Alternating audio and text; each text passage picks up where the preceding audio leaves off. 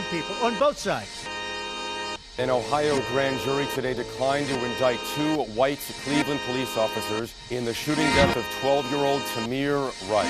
And Governor Scott, the last thing we need to do is to monkey this up. So even though we face the difficulties of today and tomorrow, I still have a dream. We are oppressed. We are exploited. We are downtrodden. We are denied not only civil rights, but even human rights. Hey everyone, welcome back to the show. I know it's been a while, but thanks for joining us again. Quite a few things we want to talk about today. We got Terry Crews on the agenda today, along with the Black National Anthem. And then we'll hit it up with a little lightheartedness with August Alsina. All right? You ready? Sounds good to me. Okay, let's kick it off with Mr. Terry Crews. Coon ass nigga. Yo, this dude is, you know what? It's one of those things when black people get a little bit of money and they're allowed to eat at masses' table. All of a sudden now they forget where they come from and they forget about the struggle because they're scared to fuck that check up. If anybody's not aware who Terry Crews is, just to give you some backstory, you could, of course, Google him anytime, but he's an African-American actor. I think he's on Brooklyn Nine-Nine, and he was also on that show, Everybody Hates Chris, right? As the dad? Yep. And so I think he had a stint briefly in the NFL and before he became an actor, but starting the 2020 year off in January, he is also, currently the host of America's Got Talent, and that's where Gabrielle Union was. And before she filed a lawsuit against that organization, claiming that she suffered from sexism and racism while she was there, because she was actually fired or let go, or her contract was not renewed. And so, as a result of that, she has a lawsuit against America's Got Talent, where Terry Crews is still employed. So in January of this year, he started off, on the wrong foot. Okay, so. You want to elaborate on that? Yeah, so the reason why I know that story is a little bit older, but this motherfucker done put something on his Instagram page that was just completely off left field, and I want to read it to you. He says, "If you are a child of God, then you are my brother and sister. I have family of every race, creed, and ideology. We must ensure that Black Lives Matter doesn't morph into Black Lives Better." And all I have to say is, what the fuck are you talking about, you dumb mother? Listen. He wants to stay employed. So if you put these two tweets together, the one from January, against Gabrielle Union, and then you have this one, I want to keep a check. Yo, so I just want to just touch on what he just said, because here goes the thing when he said make sure that Black lives are better. I think Shannon Sharp said it best. It's like, can we not even go there yet? Can we talk about make Black lives equal?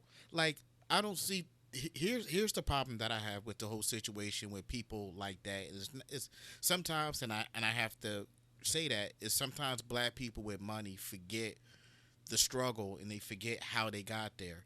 Anytime black people say anything that, like we say Black Lives Matter, they try to find a way to put some type of negative spin on it. So for you to sit back and say that doesn't mean that Black lives are better, nobody said that.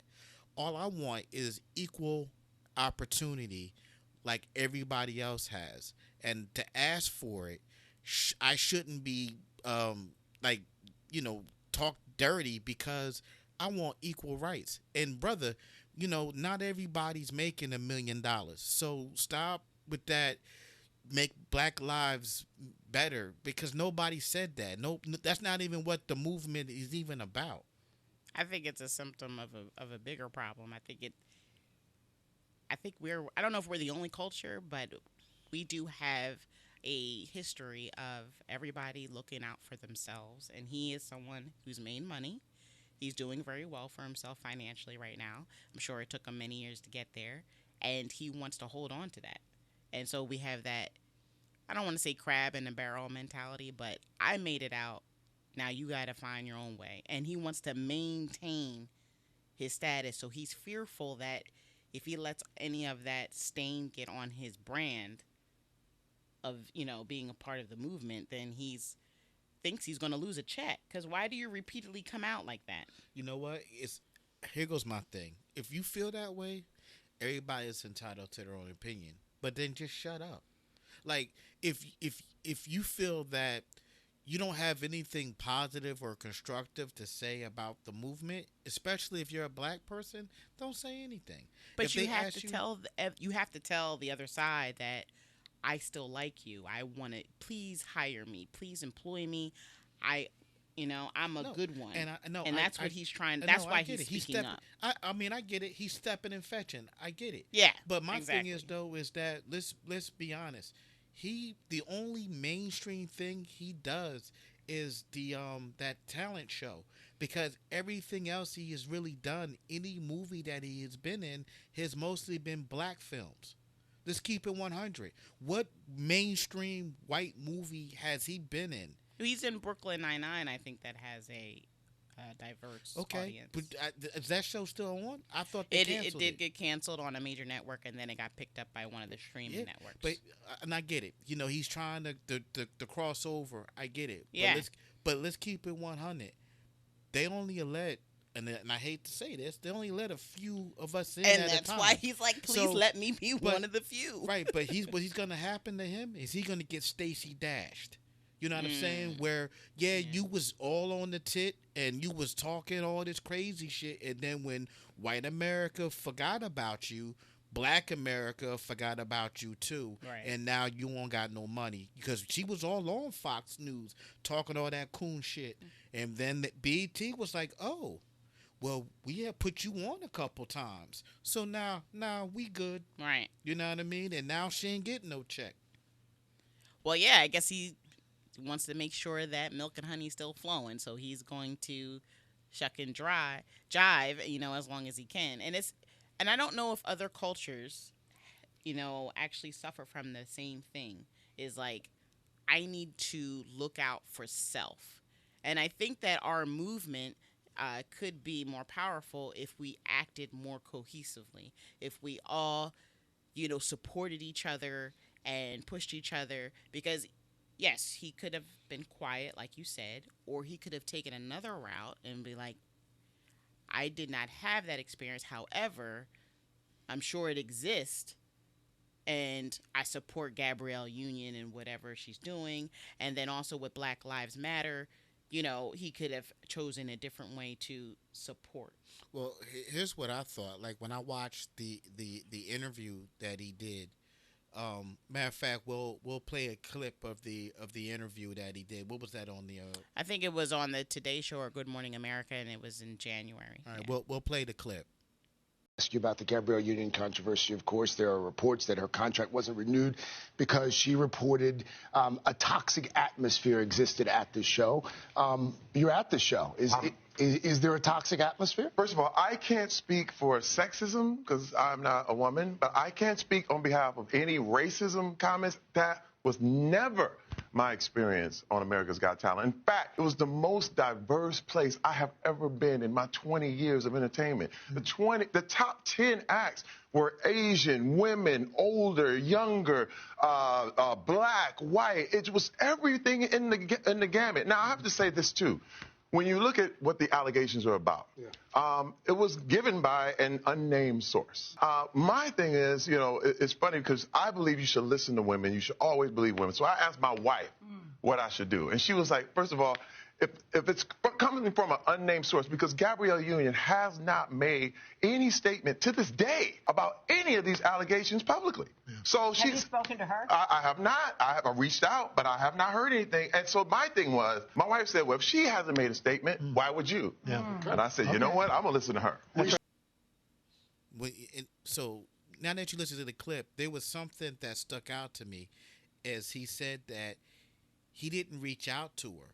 Like, if I have somebody who's on the show, especially a black person is on the show, who said they were having an experience that maybe I didn't have, I think the first thing I would have did before I commented was to talk to them directly, find out from the horse's mouth what was going on. Yeah. Then I'm part of the show still. Do my own research to find out if what she's saying is legitimate. Because it makes it sound like you know that she's lying. Correct. You know, subliminally. I mean, he didn't come out and say that Gabrielle Union's a liar, but for him to be so energetic and saying, "I didn't have that experience," means that Massa been good to me. Right. He ain't done nothing to me. Exactly. You know, and that means was my that point. she's lying. Right. And and this is what, like, the argument that I have is that sometimes people think that, like, the black experience is necessarily their experience. Like, black women deal with a whole nother set of racism than black men do, because they're women and they're black. So for him to sit there and try to trivialize or try to say, like, oh, she's tripping. No, reach out to the sisters see what she needed. You know, you never know what she was going through and what you could have done to help her situation. Right. Because to be honest, what could have happened was he could have went back to the studio and said, "This is what she says. Why don't we try to figure out a way to fix what she's talking about? Because maybe there's some legitimacy in what she's saying." But you know what? Gabrielle's better off without his Amen. assistance, because apparently, you know, he could have ran back and, you know, messed up her whole lawsuit. But all I know is we need to definitely work together. And I don't know what we need to galvanize us, because back in the day, it seems like there were leaders. There were, you know, Malcolm X at a time had a period to be a leader. And Martin Luther King had a period to be a leader. We don't have anyone at the forefront But right now in but 2020. But let me ask you a question. I mean, in all honesty, do we really need that now? I think we do, because everybody's doing their own thing. It's sort of like right now when it comes to the coronavirus, you know, unfortunately, we're not getting direction from the top. So every state is doing their own thing. And look at what's happening, you know. So I wish that maybe we did have someone who could coalesce us together so that we can mark our demands of what we want out of this movement, instead of, okay, well, maybe it's just police reform, or maybe it's just, you know, economic. No, I need someone to show them what they want, because right now the corporate structure right now, which we're going to go into in a moment, you have all these companies that are out there trying to put messages about Black Lives Matter, black people are important to us. Like, that's it. Now, I think, so just taking a look at what happened in the past, you know, once you start having, and with the CIA, or I'm not sorry, the FBI would call, like, the rise of the Black Messiah, like, they had programs to go after the heads of these movements, that they killed Malcolm X, they killed Martin Luther King. That anytime that there was a head of a movement, they take out the head, they kill the movement. So I think moving forward, that's not a good business model. I think now we need to get to a point where we don't need a person that organizes, but we need to share the same ideology. I think it's getting to the point where we all, as a collective, need to come up and say, this is what we want, and this is what we're not going to do until we get it. For example, we got all these elections coming up right now. We got the, you know, for Congress, for the Senate, and then we got the president race. So they can't win the vote without the black vote. So what I would do is I would go in, we will all go to the polls, and we vote them in. And then we sit back and say, now that you're in, this is what we want. You know, and if you don't give us what we want in these 4 years that you have, we won't come back and vote for you again. Period. We don't care what Republican is running, because when you guys get in, you don't do nothing for black. The only difference is with Trump is screwing over white people just like he's been screwing over black people. So my thing is, you're damned if you do and you're damned if you don't. But I want you to feel it just like we feel it. So if you want to win, you come to the table with something. But that's something that we do as a collective. I don't think it can be done as a collective. Actually, I think you proved the point when you say that they cut off the head or they kill these leaders in our past is because they know that it's a threat. They know that if the culture or this demographic becomes a cohesive unit and acts in one accord, they are very, very powerful. Whereas it led MLK into the Oval Office with, I think, Lyndon B. Johnson. So that's how we winded up with the Civil Rights Act.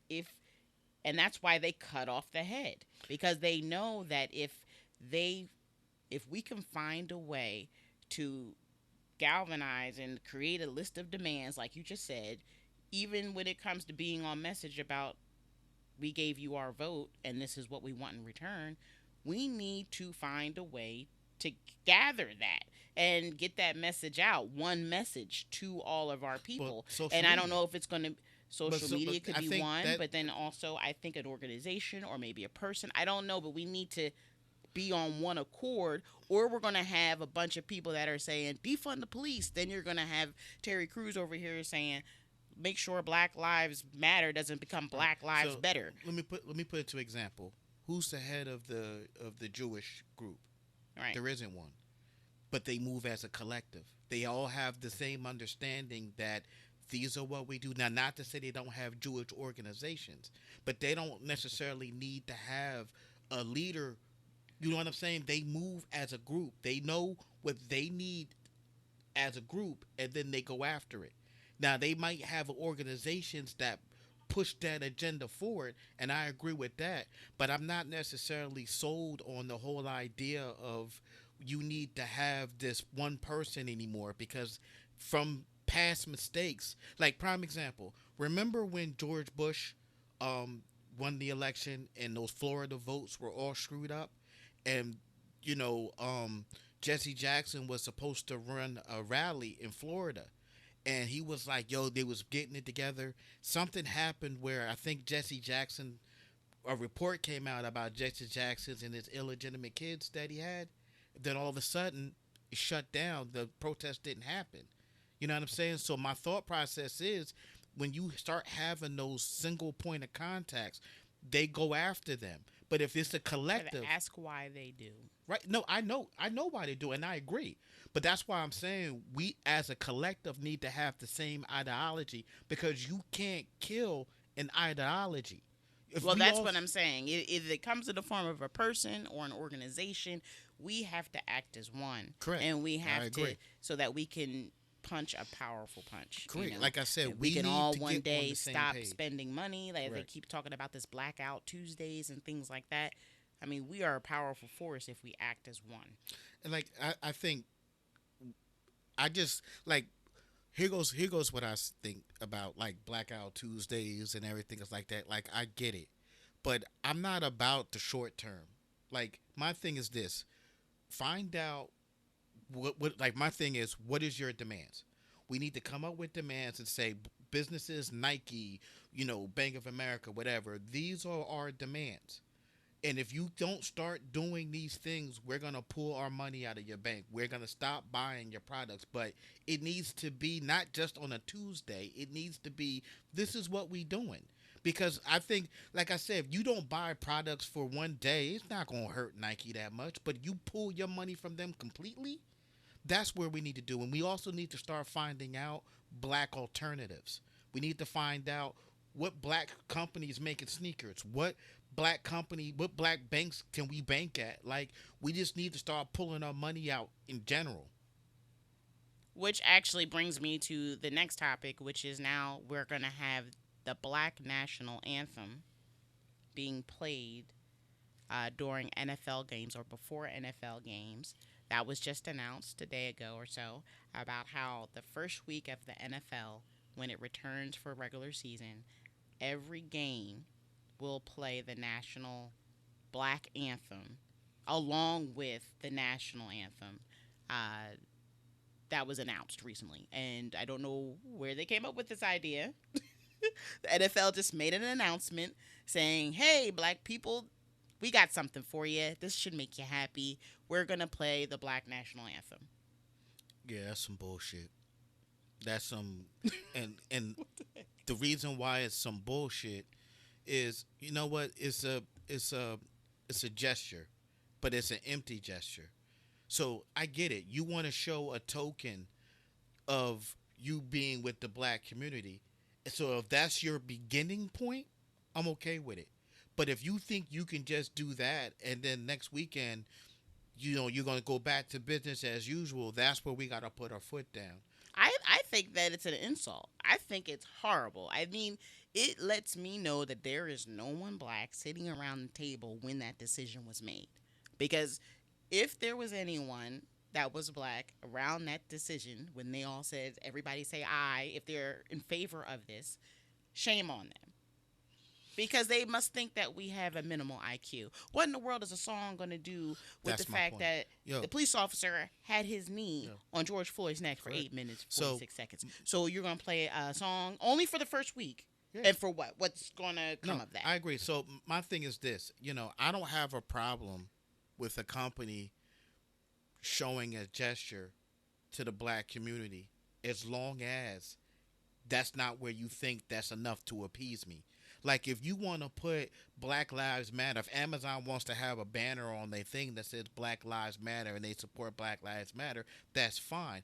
But now let's go to stage 2. So now, since you support Black Lives Matter, not the organization, Black Lives. So let's talk about what can you do economically to try to break off pieces of business for black people so that we can bridge the wage gap. So if the NFL wants to do the Black Anthem, I don't give a fuck. But now let's start talking about the economic. If we're not having the economic piece tied on to that, then yeah, it's an empty gesture. You can go fuck yourself. And that's why I think I'm upset about it, because that's not enough. That's an insult to my intelligence that you think that song is going to appease me right now. Mm-hmm. And I had read an article by the Associated Press that actually reviewed the diversity reports of some organizations that have been putting things on their websites and have been putting things on Twitter and hashtag this and hashtag that. And the companies that they surveyed were Microsoft, also it was Adidas, Nike, and Amazon, for example.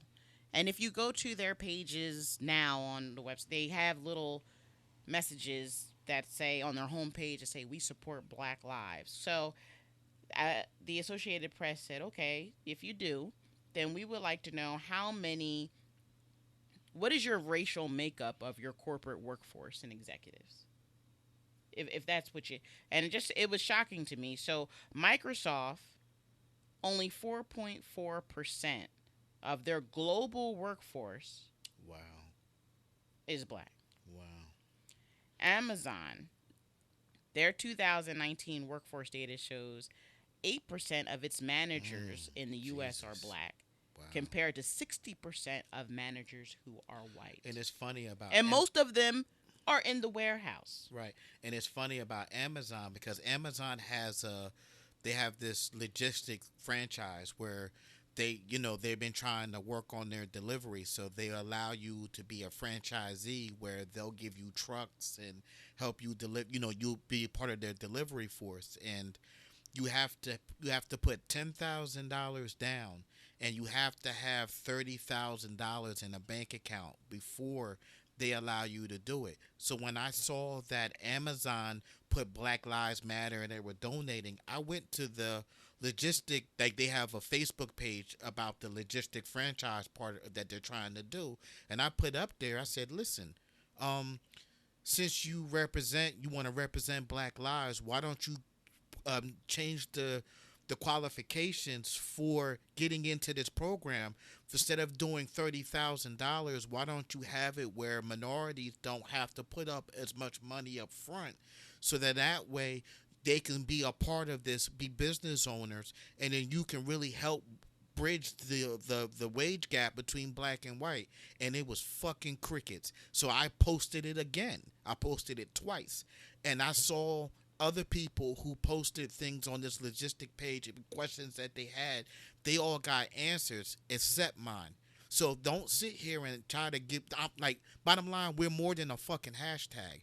Don't put hashtag Black Lives Matter. Don't tell me that you're supporting us if you're not really trying to put your money where your mouth is. Exactly. And so it goes beyond a hashtag, and we are smarter, and we know that.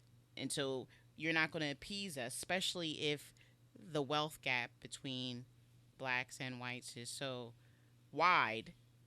You can't solve that with a song or a hashtag, because my ribs are still touching. Correct. You know, and you haven't changed my living status with that. Yep. So I need to know, and I really thought it was, just putting a spotlight on these companies made me realize maybe I should be maybe more careful on how I spend my money, because even Nike, which we all know signed a big deal with Colin Kaepernick, also, you have the Air Jordans.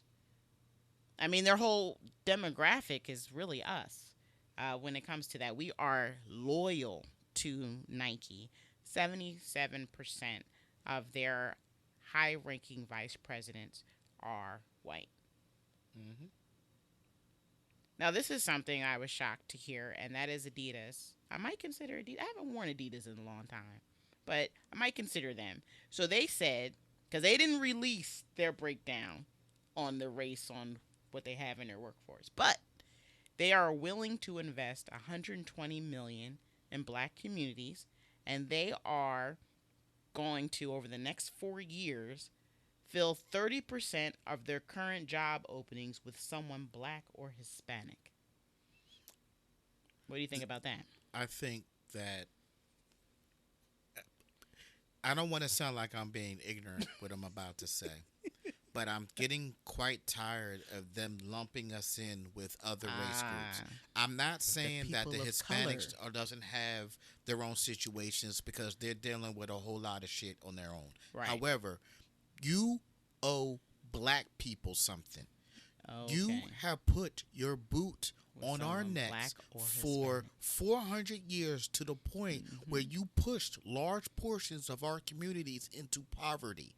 So now every time you want to help us, it's like, yeah, we do affirmative action. We'll give you jobs, but we're going to lump white women in with affirmative action. So now we have to share these job positions with white women. No, white women got their own struggles. You do a program for them. You worry about us now. You know what I'm saying? Right. It's that whole new politically correct term, people of color. Yeah, no. I don't know where this suddenly came in, but for the last year to 9 months, I've been hearing that black and people of color. I don't understand that. So when they say, and they'll say it all in one sentence, yeah, black people and people of color. So am I offended that I'm not considered a person of color? No, I don't understand. No, it's a way of trying to lump in, like when Germany gave the Jewish people reparations, it wasn't like they gave any other indigenous person or with any person any money for anything. When the Indians got their land from reparations from America, when Japanese got money from America for reparations, it didn't lump everybody in together. But when they want to do something for us, they have to do something for all these other people. Yeah, I don't understand it. Fuck all that. Fix what you did to us first. Then worry about everything else. Why there has to be, and maybe I sound like a 3-year-old always asking why, but I just don't understand why they're lumping everything together. Because they want to kill two birds with one stone. But the debt is too big to do that. I agree. The debt is too big. If you start throwing everybody in there, then you not. I mean, you owe an insurmountable amount of money, especially after COVID. Because I don't know if you guys know, but there was a report out there saying that due to COVID, that we might lose 40% of black businesses because black businesses weren't eligible to get the PPE money that the government was giving out. Because let's keep it 100. Banks don't want to lend black people money. Even if the businesses are doing well, it's very hard for minorities to get bank loans. So what they use that as a way of saying, well, if you weren't eligible for a loan before, you can't get the PPE loan. Well, if you're not lending by out the way, money, if you don't mind me interrupting, payroll protection plan. That's what that is. Oh. People may not know what that is. So. Yeah. So let me just give you a little background. So when they passed us that stimulus money, they also passed a part of it that had to do with trying to help businesses survive during COVID. So you were able to apply for a loan that is, like she said, the payroll protection plan to try to keep which was stupid within itself, but that's another conversation. But they gave a lot of white businesses that money, and large white businesses, like what was one of them companies that did it, like Shake Shack. Yeah, they got about $10 million or so. Yeah. But yeah, it was really developed for small businesses, and it was meant to keep the unemployment numbers low. Right. So if a small business got this money, then that means they could keep their employees on payroll for about 8 weeks. Or if they used the money for anything else, it would, at first it was like a grant, and you can get the money and you didn't have to pay it back as long as you put it to payroll. However, if you used it for anything else, it would just turn into a low interest loan and you would just have to pay it back. So they would not give that to black businesses. That's why Magic Johnson said that he was going to create $100 million worth of loans to give to black businesses because they got left out. So think about it this way. You know, the economy is already going to be screwed up. But can you think about what's going to happen when 40% of black businesses shut down because of COVID? They need to do something about that.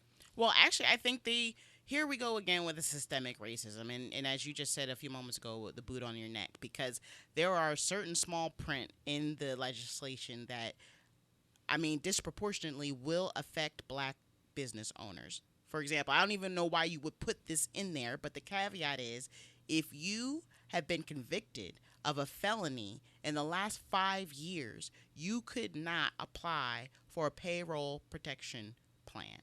Which is crazy within itself. Now, why would you include that in the legislation?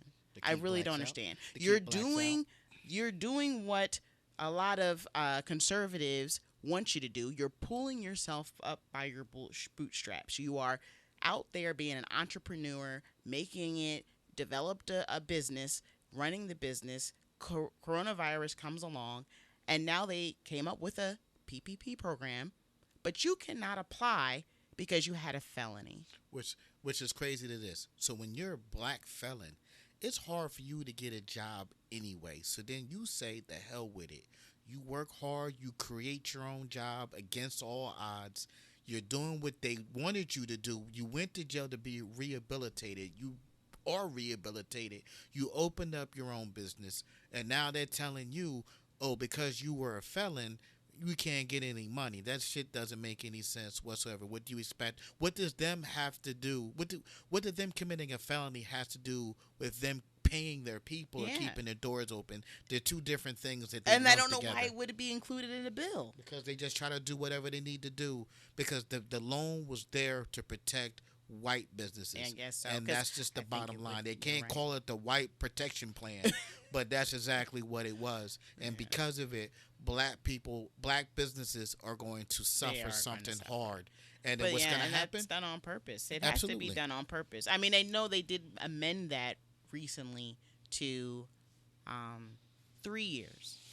So instead of 5 years, they did change it to 3 years.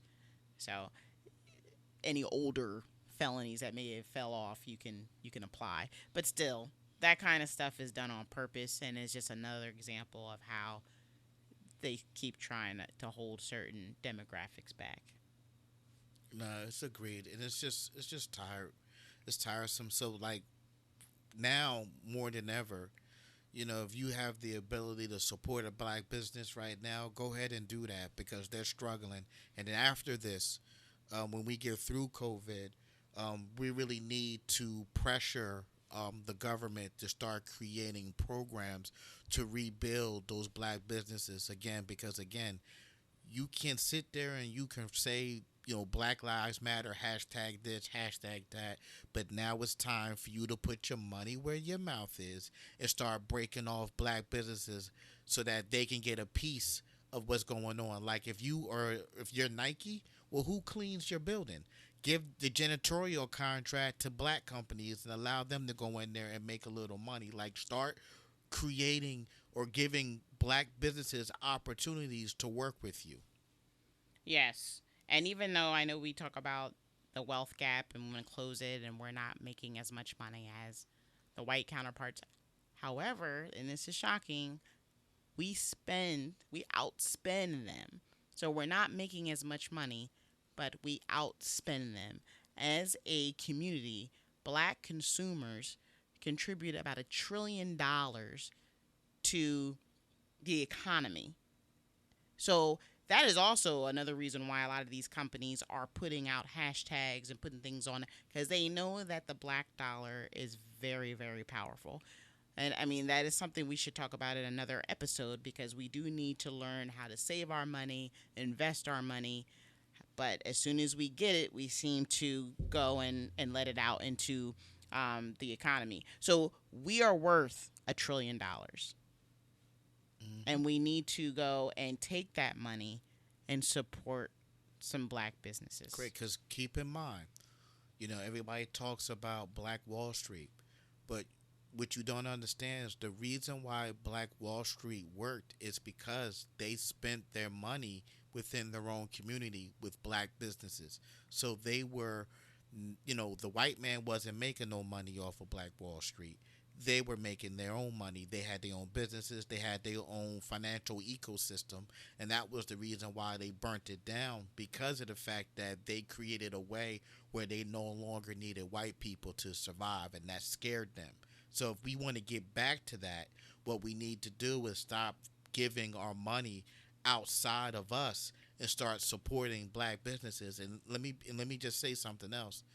I understand that sometimes when you do deal with black businesses, that sometimes it can be rough.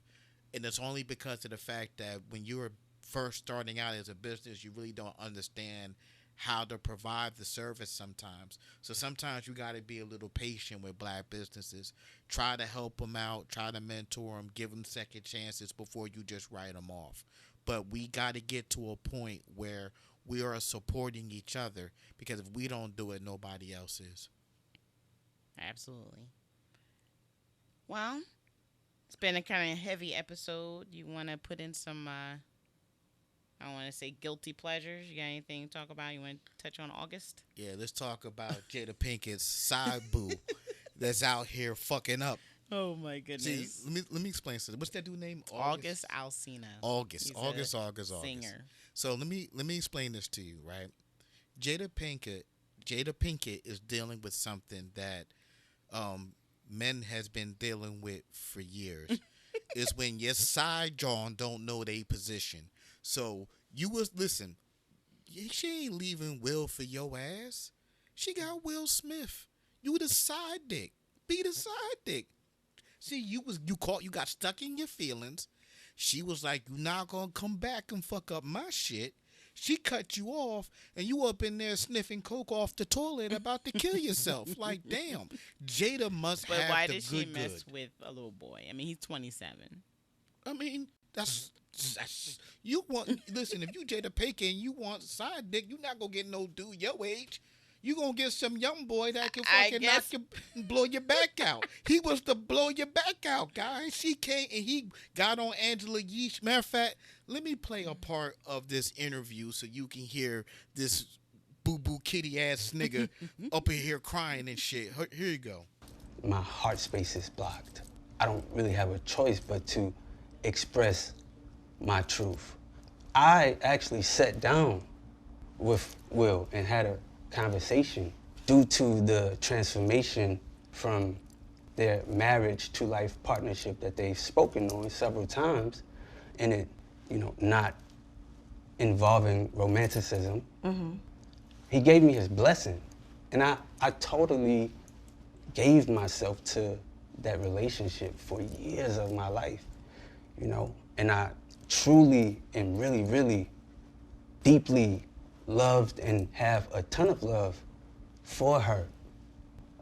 I devoted myself to it. I gave my full self to it. So much so to the point that I can die right now and be okay with knowing that I truly gave myself to somebody. Right, you did the right thing. And I really loved a person. I experienced that. I know what that feels like, and some people never get that in this lifetime. So I know that I'm completely blessed And this conversation is difficult because there's so much that it would be hard for people to understand. But once it starts to affect me in my livelihood, I have to speak up about my truth and stand on my 10 with anything that may come along with it. See, nigga don't know his position. He was just side dick and he fucked it up. You think so? Yo, but matter of fact, he had it. He was like, well, me and Will talked about it and he gave me his blessing. Cool. Bang her back out, take the perks, shut the fuck up. They should have made him sign an NDA then. That's where they messed up.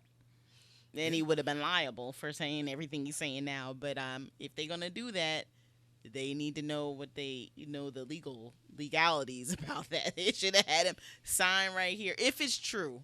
I mean, I've been hearing a lot of things about it. It's true. I've heard this story about a year ago where, yes, August Alsina was strung out. You know, his family had to intervene. Like, he was in the hospital. He was very sick. They didn't know if this man was going to make it. And apparently it was because of the breakup between him and Jada Pinkett. All I know is that Jada Pinkett must have that good. She had this young boy strung out. Who knows? This nigga was going to kill himself for the good. Like, yeah, he wow. was really, yeah. But I mean, he called it. Did he call her mother in the interview, like mama?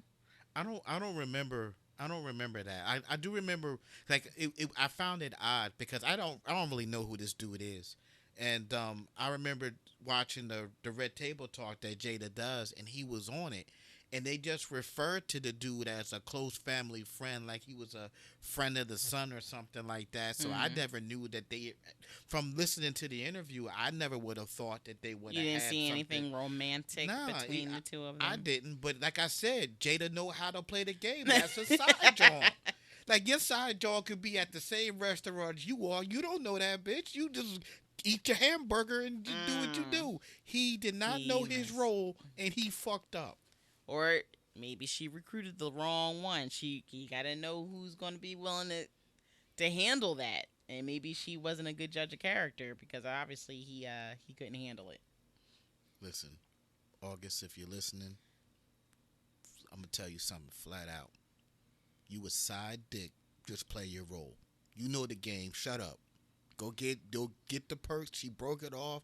It was what it was. She was married when you knew she was married, so just stop crying. Suck it up. Yeah. He definitely not going to get her now. Hell no. And then, matter of fact, not only that, but then you done fucked up. You know how many connections that Will Smith and Jada Pinkett had, and you was in with them? Like, y'all broke up, all right? Even though y'all broke up, you did what you did. She put you on that. Blackball people. Right. I'm she sure put they on can lock it up. His opportunities are shot. Because he's even in the music industry, Will. Yeah. So. I mean, listen, you had the opportunity to do it, to use that leverage. They could have helped you out. I didn't even know who you were until the Red Table Talk. You know what I mean? So my thing was, shut the fuck up, play your role, and be easy. You was side dick. Just be side dick. I don't know. They messed up. They should have had him sign an NDA. I mean, there's been rumors about their relationship for years that it's an open marriage. I mean, so maybe there is some truth, but they need to scrutinize their candidates before they involve them in there. Like, make sure they're mentally sound and they're not, addicted to any substances, and they need to do a background check before they let anybody in their circle, or this is going to happen. So, but their brand is too strong, and they'll weather the storm. All they got to do with this is deny, and it'll go away. Yeah. I mean, this dude, all he did was just hurt himself. Yeah. He made himself look weak. Mm-hmm. Like, just, dude, all they got to do is say, nah, didn't happen, which is what she's doing. And apparently she says she's going to bring herself to the Red Table. Yep. Now, on the next episode, she's just going to come out on her own Red Table. Is that a confessional table or something? Yeah, but you know what she might do? She might say, like, yeah, I put it on that little boy. I put it on that little boy. Me and Will, we got an open, like, we got an open relationship. I put it on that little boy, and then when I got tired of him, I kicked him to the curb, and then this dude started taking Xannies off the toilet seat, and then fucking OD'd. And no, she's going to say, that good. I feel really sorry for him. I took him under my wing. I I saw that she was. took him under her wing, all right. I invited him into my home and our family, and we included him. And something happened where we had to distance ourselves from him, maybe due to his substance abuse. And I think that, we could no longer be there for him because he was a detriment to our family. I think that's what she's going to say. I mean, yeah. I mean, she probably will. But she's not going to come out and just confess. She's going to deny. There's too much money to be made that she would admit to that. She got a brand. Yeah. Like, even if they not happy and want to be married anymore, they got a brand now, so they still going to stay together. So yeah, no. I mean, I feel you, but it'd be real dope if she was like, yo, I put it on that little boy, and then I kicked his ass out my bed because he on that bullshit. He wanted me to leave my husband. I was like, bitch, I ain't leaving Will for your broke ass. And he relapsed. He relapsed, 27 years old. Yeah, well, my dude, know your role. When you side dick, that's what you are. That's all you ever gonna be is side dick. You never gonna be the main John. Well, I think this was a good episode, and I look forward to coming back and with some more, I guess, information. Yep. We'll be back with more information, and I just leave you with one point. If you can, go out and support black businesses as much as you can, especially during COVID. Thanks for listening. All right, y'all. Deuces.